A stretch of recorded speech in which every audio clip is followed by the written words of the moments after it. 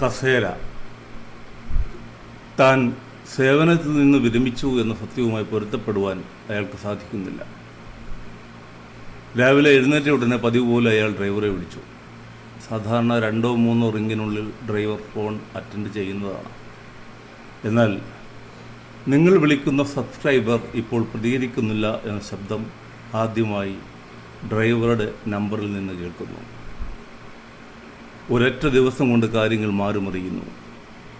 താൻ റിട്ടയർ ചെയ്തിരിക്കുന്നു. ഒരുപക്ഷെ അയാൾ പുതിയ ഓഫീസറുമായി സഞ്ചരിക്കുകയായിരിക്കും. പിന്നീട് തിരിച്ചു വിളിക്കും. അപ്പോൾ എന്തെങ്കിലും പേപ്പറിൻ്റെ കാര്യം സൂചിപ്പിക്കാൻ വിളിച്ചാണെന്ന് പറയാം. പക്ഷേ 1 മണിക്കൂർ കഴിഞ്ഞിട്ടും ഇന്നലെ വരെ തന്നെ കൊണ്ടു നടന്ന ആ മനുഷ്യൻ തിരികെ വിളിച്ചില്ല.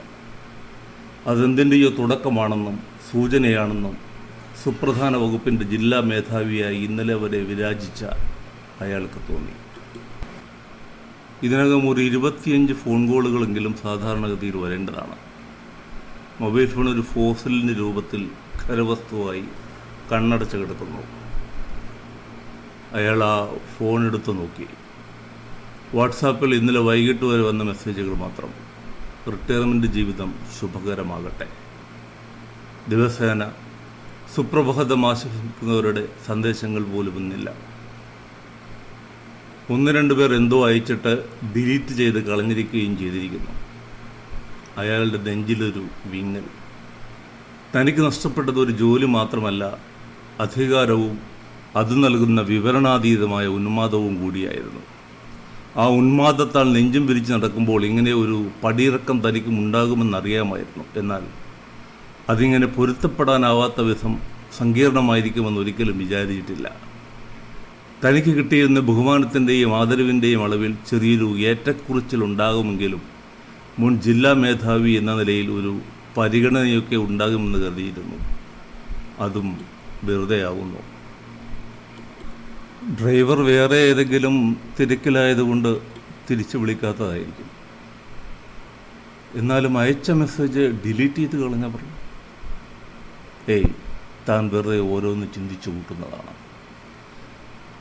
അയാൾ കുളിച്ചു തയ്യാറായി വസ്ത്രങ്ങൾ അണിഞ്ഞ് പ്രാർത്ഥനയായി വന്നിരുന്നപ്പോൾ ഭാര്യ സംശയത്തോടെ നോക്കി. എങ്ങോട്ടാ? ഒന്ന് ഓഫീസ് വരെ പോകണം. ഭാര്യ വീണ്ടും സംശയത്തോടെ നോക്കുന്നു. 1-2 പേപ്പർ കൂടി ഒപ്പിടാനുണ്ട്, എന്നിട്ട് വരും. സത്യത്തിൽ ഒരു പേപ്പർ ഒപ്പിടാനില്ല.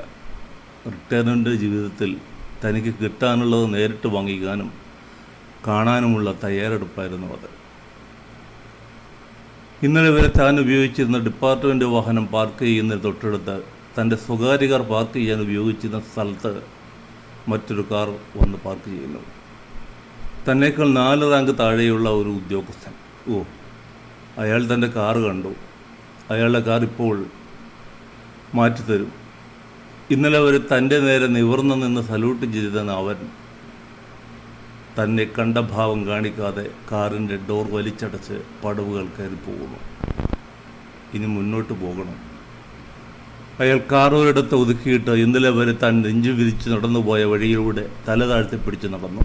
ഇടയ്ക്ക് കള്ളക്കണ്ണിട്ട് ഇടത്തും വലത്തും നോക്കി.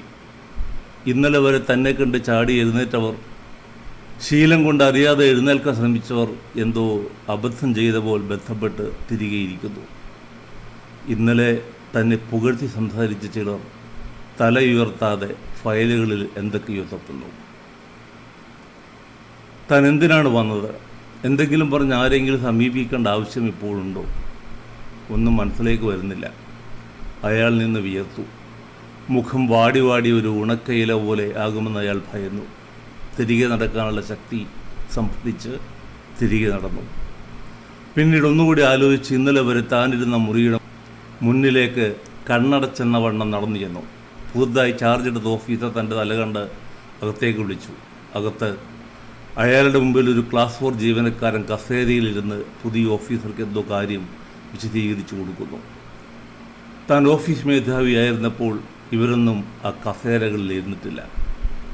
തൻ്റെ സാമീപ്യം ആ ക്ലാസ് 4 ജീവനക്കാരൻ്റെ മുഖത്ത് വരുത്തിയ ഭാവമാറ്റത്തിൽ നിന്നും അയാൾ എന്തൊക്കെയോ പഠിക്കുകയായിരുന്നു. ഞാൻ വെറുതെ ഇതുവഴി പോയപ്പോൾ കയറിയതാണ്, മുൻ മേധാവി പറഞ്ഞു. ഇരിക്കൂ സാറേ. ക്ലാസ് 4 ജീവനക്കാരൻ കൊണ്ടുവച്ച ചില കടലാസുകൾ പരിശോധിച്ചുകൊണ്ട് പുതിയ മേധാവി അയാളോട് ആവശ്യപ്പെട്ടു.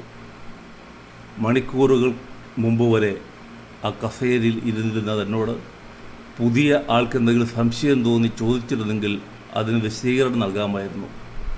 അയാളൊന്നും ചോദിക്കുന്നുമില്ല.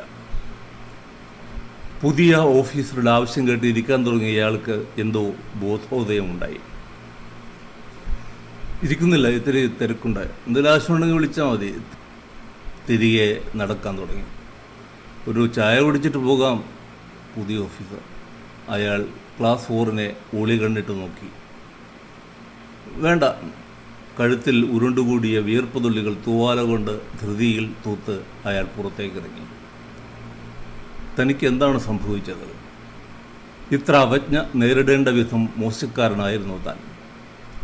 ഇന്നലെ വരെ തന്നെ താങ്ങിയ ഇപ്പോൾ പുതിയ മേധാവി ഇരിക്കുന്ന കസേരയിലേക്ക് അല്ല, സിംഹാസനത്തിലേക്ക് ഒരിക്കൽ കൂടി നോക്കി. അതിൻ്റെ വലിപ്പവും തിളക്കവും കുറഞ്ഞു വരുന്നു. അത് ആ ഓഫീസിലെ മറ്റ് കസേരകളെ പോലെയാവുന്നു.